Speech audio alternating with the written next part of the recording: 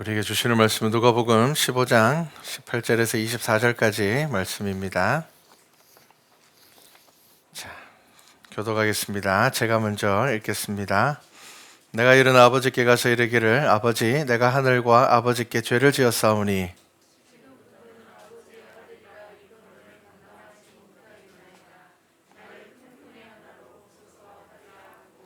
이에 일어나서 아버지께로 돌아가니라. 아직도 거리가 먼데 아버지가 그를 보고 측은히 여겨 달려가 목을 안고 입을 맞추니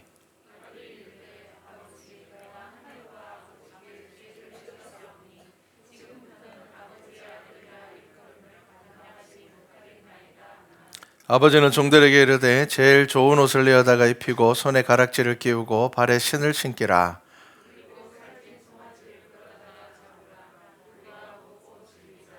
이 내 아들은 죽었다가 다시 살아났으며 내가 잃었다가 다시 얻었노라 하니 그들이 즐거워하더라. 아멘. 자, 사랑이 있어야 돌아옵니다. 오늘 본문 말씀은 우리가 지난주 저녁 말씀에도 나누었던 똑같은 본문입니다. 자, 지난주 저녁에 이 본문으로 탕자에 대한 이야기를 우선 먼저 했습니다. 그리고 이 탕자가 두 종류의 탕자가 있다라고 이야기를 했습니다. 한번 기억해 보시기 바랍니다.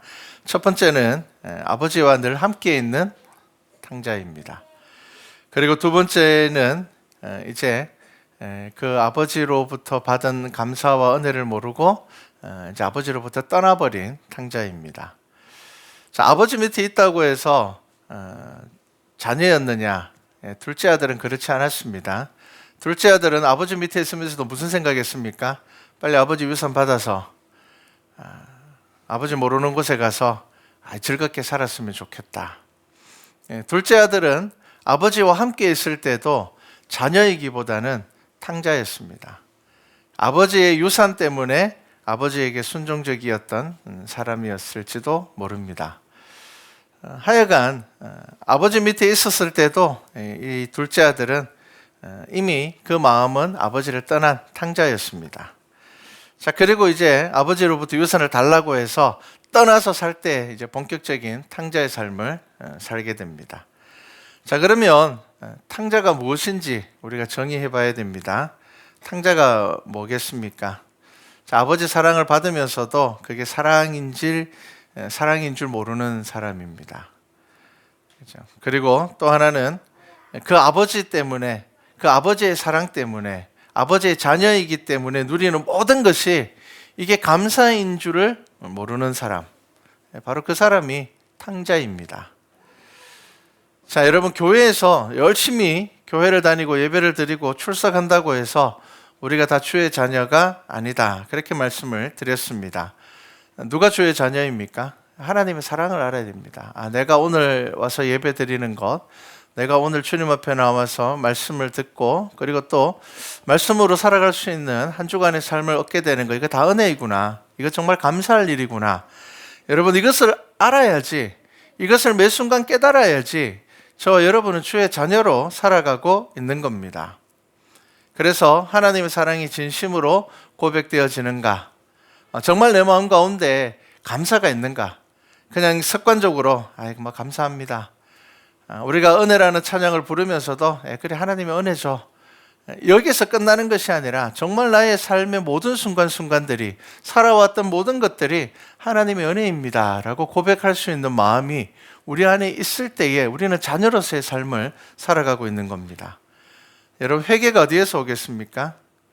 회개는 내가 죄인인 것을 알아야지 회개가 됩니다. 내가 죄인인 것을 알지 못하면 절대로 회개하지 못합니다. 그건 억지로 하는 회개죠. 나는 별로 잘못한 것도 없는 것 같은데 자꾸 교회 가면 회개하라 그러니까 마음이 부담스럽다. 여러분, 회개는 억지로 할 수 있는 것 아닙니다. 억지로 못합니다. 어느 순간 하나님께서 나를 위하여서 예수 그리스도를 보내주셨고 그 십자가의 사랑이 바로 나를 향한 사랑이라는 것을 깨달아 알 때에 진짜 우리는 회개할 수 있게 됩니다.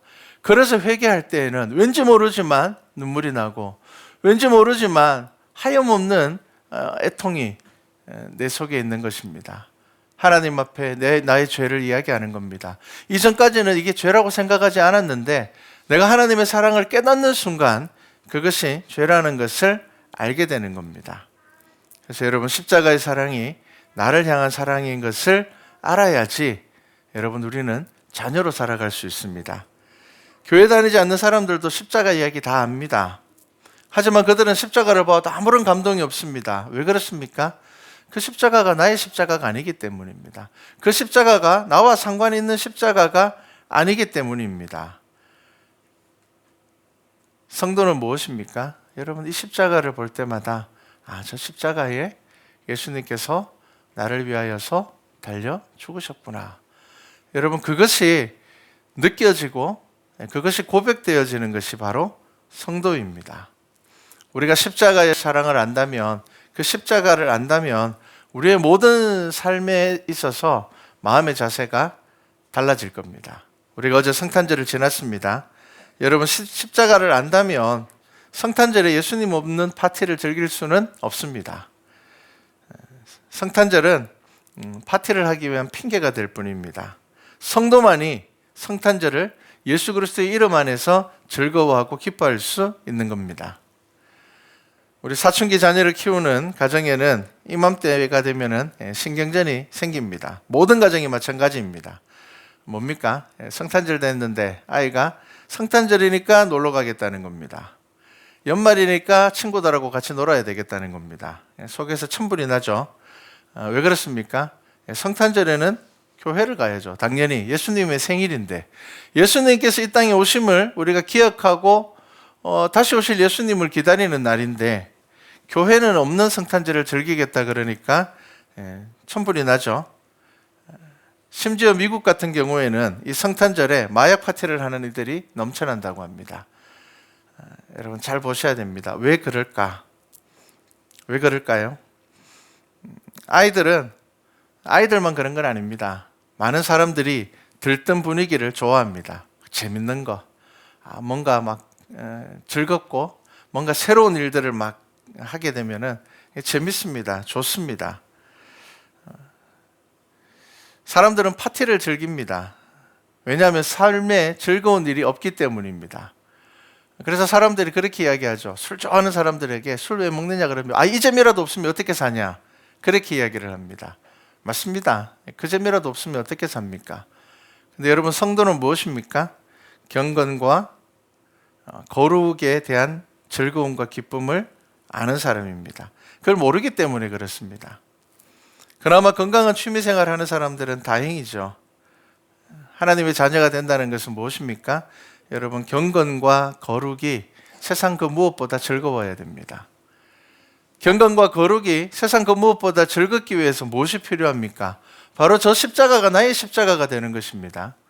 이 십자가의 사랑이 하나님께서 나를 향한 십자가임을 고백할 때에 우리는 거룩과 경건을 기뻐하고 즐거워할 수 있습니다. 왜? 내가 죽어야 되는데, 내가 죄로 죽을 수밖에 없는데 하나님께서 나를 살리셨기 때문입니다. 여러분, 이거 없으면 억지로 회개할 수 없고요, 억지로 거룩하고 경건함을 즐길 수가 없습니다.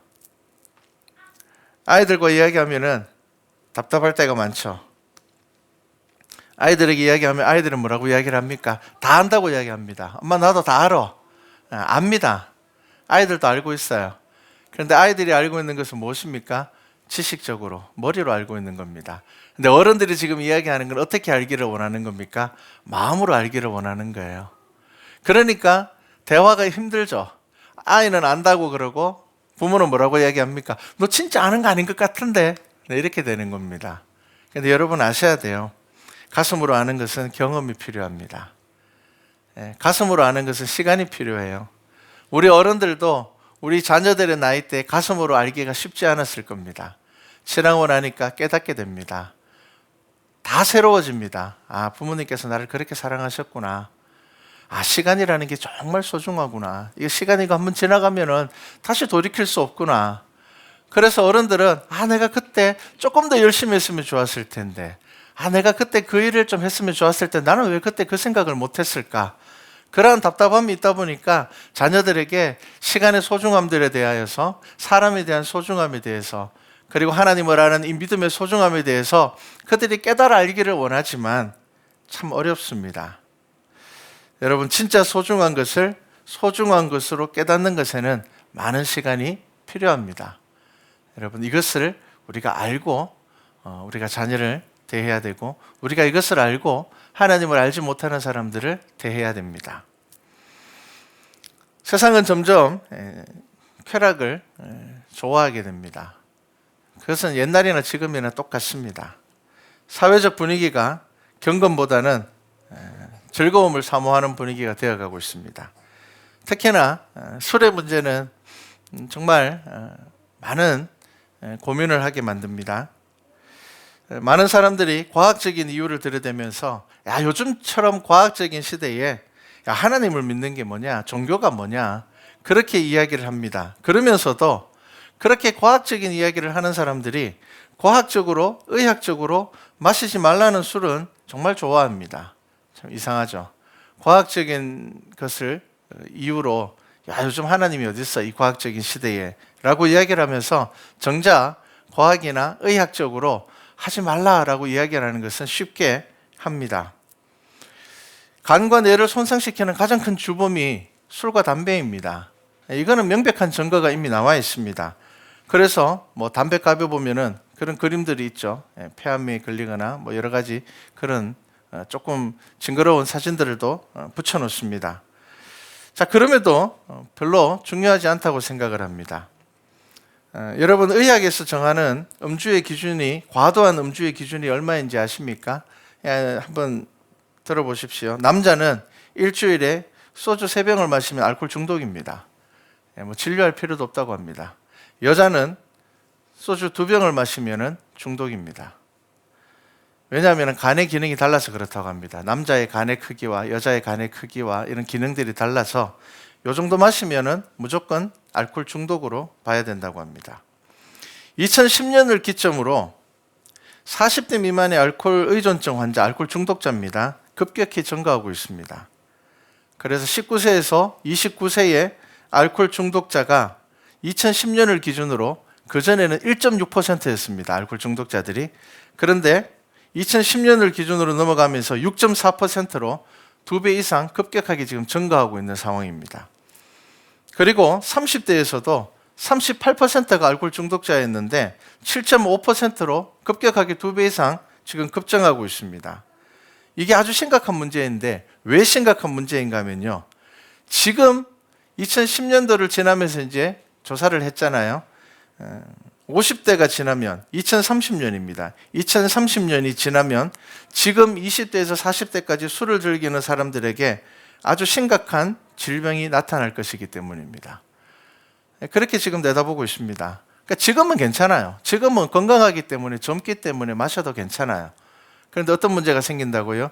2030년을 기준으로 지금 술을 즐기는 사람들이 급격하게 알코올 중독 환자들이 늘어나고 있다는 것을 이야기하고 있습니다. 그래서 지금 의학계에서 경고하고 있습니다. 세계보건기구가 각 나라마다 젊은 층들이 알코올을 쉽게 접근하지 못하도록 국가적인 차원에서 정책을 펴달라고 권고를 하고 있습니다. 그런데 그 정책에 따르지 않는 나라 중에 하나가 우리나라입니다. 그렇게 지금 발표가 났습니다.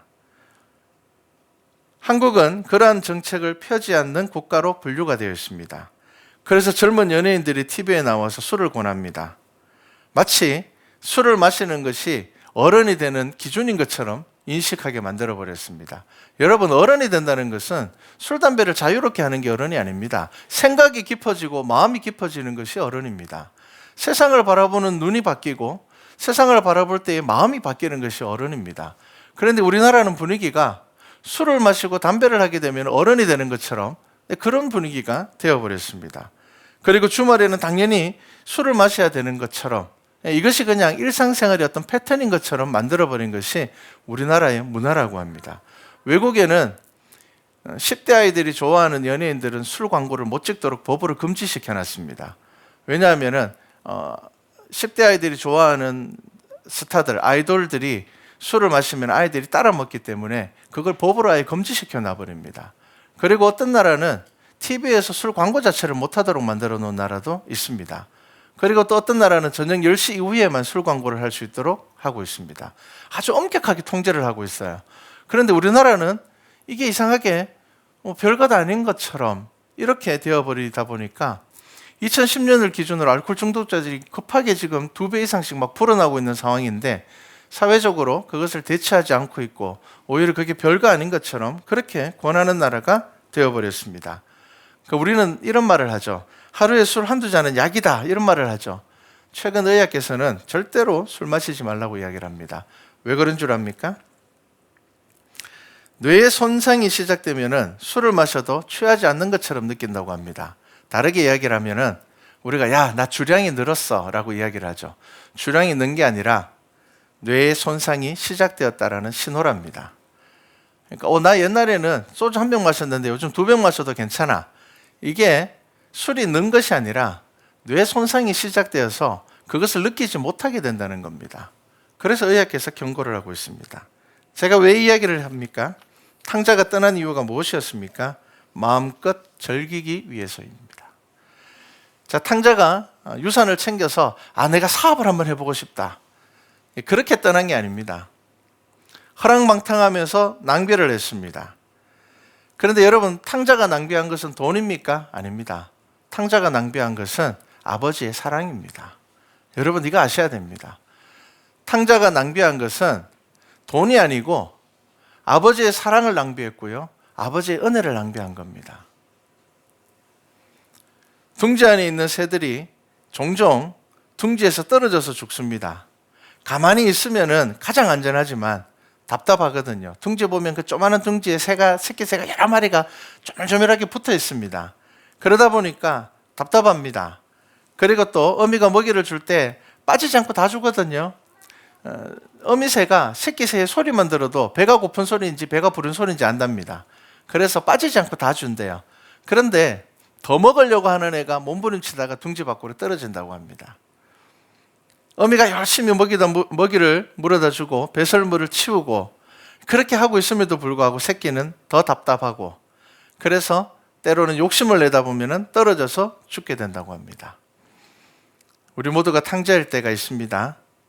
언제입니까? 하나님을 믿노라 하면서 하나님의 사랑을 느끼지 못합니다. 하나님을 믿노라 하면서 우리는 그 은혜에 대해서 감사하지 못합니다. 감사를 알지 못합니다. 자, 오늘 우리가 묵상하려는 것은 아버지의 마음입니다. 오늘 설교 제목이 사랑이 있어야 돌아옵니다. 이렇게 정했습니다. 자, 오늘 이 비유는 우리가 탕자의 비유라고 이야기하지만 제가 지난주도 이야기했습니다. 성경에 붙어있는 소제목을 보면요. 탕자의 비유라고 적혀있지 않습니다. 뭐라고 적혀있는가 하면요. 잃은 아들을 되찾은 아버지의 비유입니다. 자, 아버지는 잃은 아들을 되찾았습니다. 자, 어떻게 되찾았을까요? 자, 탕자는 왜 돌아왔을까요? 여러분, 탕자가 돌아온 게 당연합니까? 단순히 탕자가 나 이제 굶어 죽게 생겼는데 우리 아버지 집에는 아버지는 돈이 많으니까 내가 아버지한테 가서 그냥 빌붙어서 살아야 되겠다. 그런 마음으로 돌아왔을까요? 그렇지 않습니다. 가출 청소년 다큐를 보면요. 아이들에게 이렇게 인터뷰를 합니다. 집에 안 들어갈 거냐? 이렇게 물으니까요. 하나는 이렇게 얘기합니다. 저 절대로 안 들어갈 겁니다.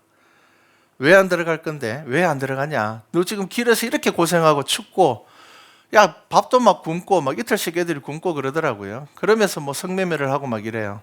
너 이렇게 고생하는데 왜 집에 안 들어가? 이러니까 하나에는 이렇게 이야기합니다. 우리 부모님은 날 사랑하지 않아요. 들어가면 또 맞을 거예요. 제가 예전에 가출했다가 집에 들어가니까 아버지가 술 먹고는 때리면서 왜 들어왔냐고 나가서 죽으라고 했어요.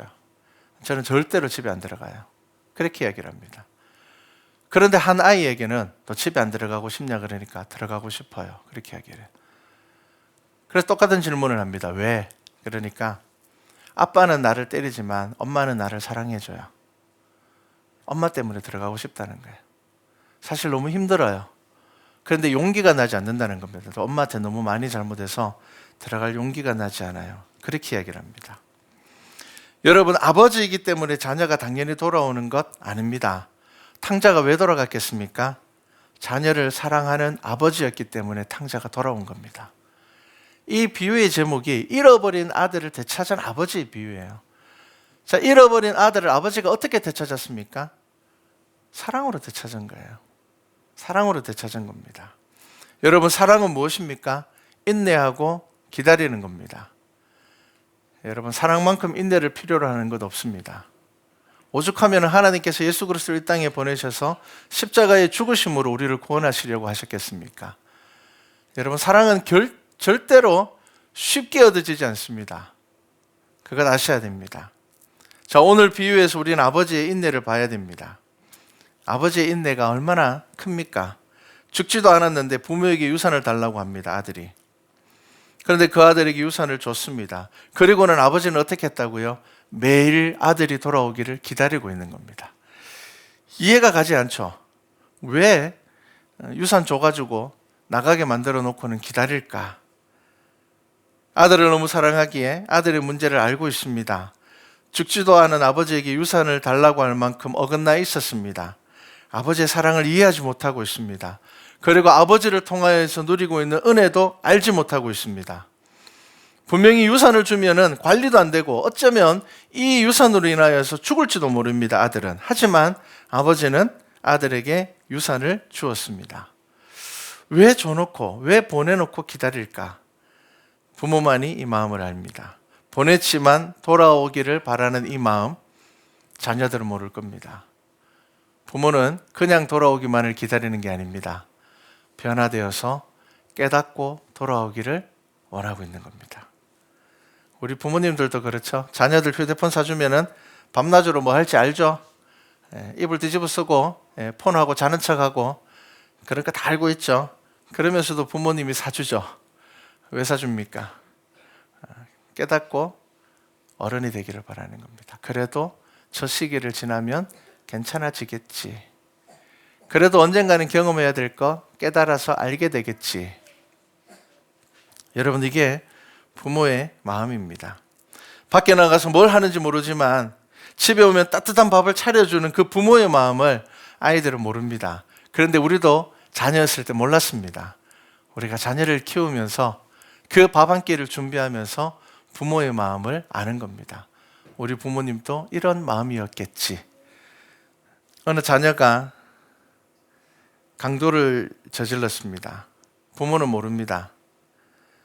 자, 집에 아들이 있는데 경찰이 집에 들이닥쳤습니다.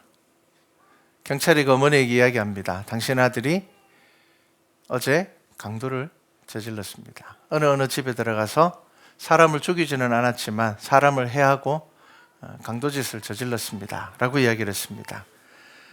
그런 경찰에게 어머니가 이렇게 부탁했습니다.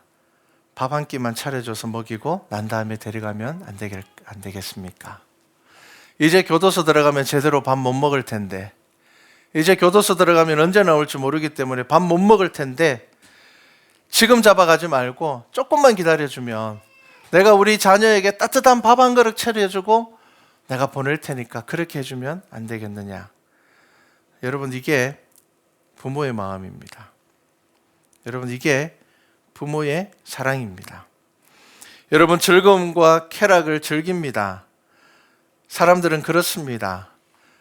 사람들은 한때 그럴 때 빠집니다. 아이들이 잘 몰라서 즐거움과 쾌락 가운데 들어갑니다. 어른들도 그렇습니다. 그런데 여러분, 아셔야 됩니다. 결국 사랑이 있는 곳으로 돌아오게 되어 있습니다. 하나님께서는 저와 여러분들을 기다리고 있습니다. 하나님이 그 사랑을 깨달아 알고 돌아오기를 원합니다. 여러분, 교회와 부모는 어떤 존재가 되어야 됩니까? 기억할 수 있는, 기억될 수 있는 사랑을 주는 존재가 되어야 됩니다. 여러분, 이게 교회가 되어야 되고 이것이 믿음의 성도가 되어야 되고 이것이 부모의 자리입니다. 여러분, 우리가 인생 살아가면서 깨닫습니다. 세상의 즐거움 금방 지나가 버립니다. 여러분, 사람 의지하는 것 오래 가지 않습니다. 사람을 통하여서 누리는 즐거움 길지 않습니다. 금방 지나가 버립니다. 이 모든 것들, 즐거움들의 환상이 사라져 버릴 때에 그때 사람들은 사랑을 의존할 수밖에 없다는 것을 깨닫게 됩니다. 그래서 영적인 갈급함을 느끼게 됩니다. 여러분, 그때에 교회가 사랑으로 기억될 수 있는 곳이 되어야 됩니다. 예전에 교회를 떠나고 30년 만에 돌아온 어느 여집사님이 이런 고백을 했습니다. 결혼하면서 술 좋아하는 남편 따라서 교회를 떠나버렸습니다. 참 재밌었다고 합니다. 주말이면 친구 부부들이 모여서 술 한잔씩 하면서 세상 이야기도 하고 또 휴가 때도 이 네 가정이 함께 모여서 휴가를 갔습니다. 서로 도와주기도 하고 그렇게 살았습니다. 그러면서 교회하고 다른 자유를 경험했다고 합니다. 그래서 한 20년이 지나니까 이 네 가정이 이제 정말 가족처럼 된 겁니다. 그래서 이 네 가정이 의기투합해서 우리 나중에 나이 들어서도 함께 모여 살자. 그렇게 마음을 모았다고 합니다. 그래서 은퇴하고 난 다음에도 우리가 모여 살기 위해서 우리 함께 모여 살 수 있는 땅을 구입하자. 그렇게 돼서 마침 이 네 가정 중에 한 가정이 한 부부의 고향이 경치도 좋고 이래서 이제 돈을 모아서 집을 짓기로 하고 이제 땅을 샀다고 합니다. 그런데 어느 날 이 부부가 땅을 팔고 사라져 버렸습니다. 나머지가 대출을 해서 땅을 샀는데 전 재산을 다 넣어버렸는데 하루아침에 사라져 버린 겁니다. 더군다나 이 세 가정이 이제 서로 책임을 전가하면서 다툼이 그 속에 생기기 시작을 했습니다. 뭔가 일을 해결하려고 해도 잘 해결이 되지 않습니다. 그런데 알고 보니까 이 한 가정이 사기를 친 게 아니라 두 가정이었습니다. 이 한 가정이 자기도 사기 당한 것처럼 여기 남아서는 이 고소를 못하도록 어지럽게 만드는 거예요. 시간을 끈 겁니다. 그래서 나중에 알고 보니까 이 두 가정이 돈을 다 챙겨서 사기를 친 겁니다. 자, 이런저런 상처를 받고 괴로웠습니다.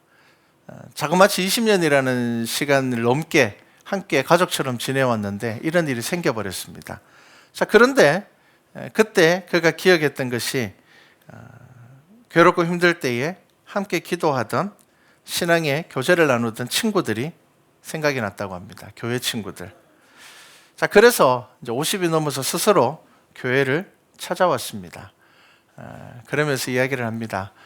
정말 힘들고 어려울 때에 교회가 내가 찾아올 수 있는 곳이 되어서 나는 너무 감사했다.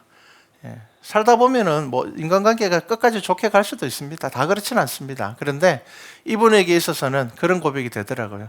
내가 정말 힘들 때 만약에 내가 돌아갈 곳이 없다면은 내가 더 힘들고 괴로웠을 텐데 돌아갈 것이 있더라는 겁니다. 20년, 30년이 지났음에도 불구하고 그때 함께 기도했던 교회 친구들, 함께 기도의 제목을 나누었던, 그리고 함께 축하해줬던 그 교회와 교회 친구들이 생각이 나더라는 겁니다. 여러분, 사랑이 있어야 돌아옵니다. 나의 자녀도 마찬가지고요. 떠나간 성도도 마찬가지입니다. 여러분, 교회는 어떤 교회가 되어야 됩니까? 사랑으로 돌아올 수 있는 곳으로 기억되어야 됩니다. 먼 발치에서 기다리는 그 사랑이 생명을 살리게 되는 것입니다. 오늘 본문에서 아버지가 어떻습니까? 아직 아들이 먼 데 있을 때에 아버지가 먼저 발견하고 그 아들을 찾아가서 안고 입 맞추고 이 관계가 회복이 됩니다. 여러분, 우리의 힘으로 사람을 변화시키지 못합니다. 무엇이 사람을 변화시킵니까? 먼 발치에서 여전히 기다리는 그 사랑이 생명을 살리게 되는 것입니다. 내가 낳은 자녀도 우리 마음대로 안 됩니다. 왜 그렇습니까? 사랑하는 게 그만큼 힘듭니다. 여러분, 인내의 각오를 하셔야 됩니다. 사랑할 각오를 하셔야 됩니다. 여러분, 우리 교회가, 여러분 성도들의 삶의 자리가 누군가가 돌아올 수 있는 사랑으로 기억되는 교회가 되기를 바랍니다. 여러분, 그래야지 교회가 살아납니다. 여러분, 그래야지 교회가 생명을 살릴 수가 있는 것입니다. 교회에 사랑이 있어야지 돌아옵니다. 여러분, 우리 말씀과 찬양교회도 5년이라는 시간이 지나면서 우리 교회에 왔다가 등록했다가 또 떠난 분들 꽤 있습니다. 저는 개인적으로 그분들에게 주기적으로 계속 문자를 보냅니다. 지금 교회에 나오지 않는 분들에게도 안부 문자를 보내고 코로나로 인하여서 어떻게 지내시는지 문자 보내고 이러면은 고맙다고 답장이 옵니다. 목사님 감사합니다. 그렇게 답장이 와요. 여러분들도 여러분들의 삶의 자리에서 이런 믿음의 교제들이 있으면 참 좋겠습니다. 우리 교회를 떠났지만 여러분, 우리는 늘 그리스도의 사랑으로 하나님의 사랑을 전해야 되는 사람들입니다. 그리고 우리는 누군가에게 하나님의 사랑으로 기억되어져야 되는 사람들입니다. 여러분, 이 사랑으로 기억될 때에 비로소 자녀가 들어오고 죽어가던 생명이 돌아오는 것입니다. 여러분, 이것이 바로 교회입니다. 여러분, 우리 말씀과 찬양교회가 이 지역에서, 그리고 우리 교회를 거쳐간 모든 사람들에게, 그리고 우리 성도들과 함께 잇대어 있는 모든 이들에게 사랑으로 기억되는 성도와 교회 되기를 바랍니다. 그래야 해서 언제든지 돌아올 수 있는 우리 아름다운 교회가 되기를 주님의 이름으로 축복합니다.